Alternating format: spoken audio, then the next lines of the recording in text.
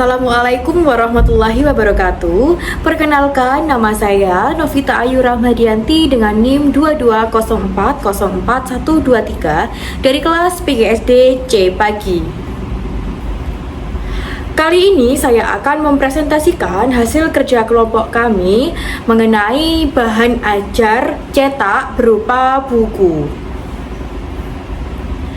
Agar tidak berlama-lama, mari kita lihat apa sih bahan ajar yang dibuat oleh kelompok 4. Jadi, kelompok 4 mendapatkan tugas membuat bahan ajar cetak berupa buku. Untuk judul dari bahan ajarnya sendiri adalah Dari Dapur ke Pasar, dengan topik kisah kerupuk Bonggolan dan masyarakat kita. Di dalam buku ini terdapat kata pengantar, daftar isi. Selain itu, di dalam buku ini terdapat capaian pembelajaran dan juga tujuan pembelajaran. Terdapat juga pemantik atau sedikit cerita mengenai misteri kerupuk dari Desa Nelayan. Di dalam buku bahan ajar yang kami buat terdapat 5 bab.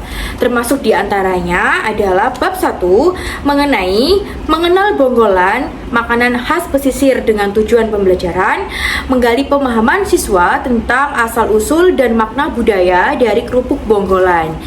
Jadi di dalam bab 1 ini peserta didik diajak untuk mengenal apa arti Bonggolan, kerupuk Bonggolan itu sebagai warisan budaya lokal, dan juga melakukan aktivitas seperti menceritakan makanan tradisional di daerahnya atau di keluarganya.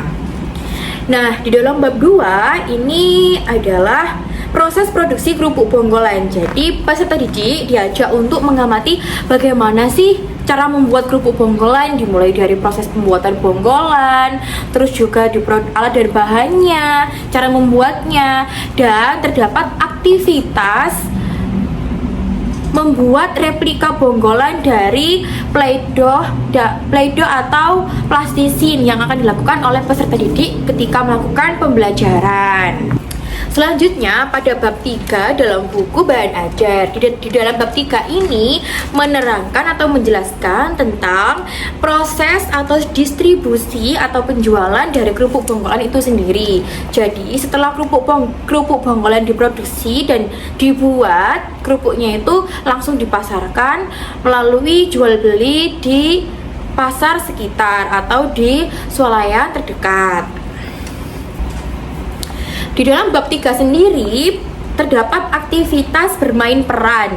Jadi sesuai dengan judul atau topik distribusi, anak-anak atau peserta didik diajak untuk melakukan praktik jual beli Bonggolan di pasar. Jadi peserta didik dibagi dalam kelompok, dan di setiap kelompok ada yang menjadi penjual dan juga pembeli.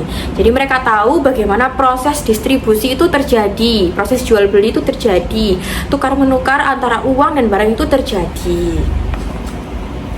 Di dalam bab 4 sendiri, peserta didik diajak untuk menghubungkan kegiatan ekonomi dengan kesejahteraan masyarakat dengan beberapa subtopik seperti mengapa kerupuk Bonggolan penting bagi masyarakat, terus juga menambah penghasilan keluarga lewat kerupuk Bonggolan.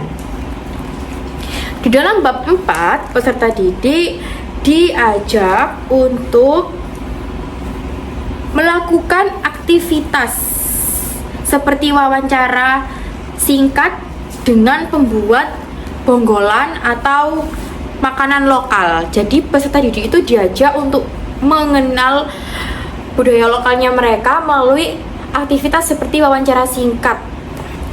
Nah, di bab 5 sendiri terdapat Aku bangga dengan budaya lokal.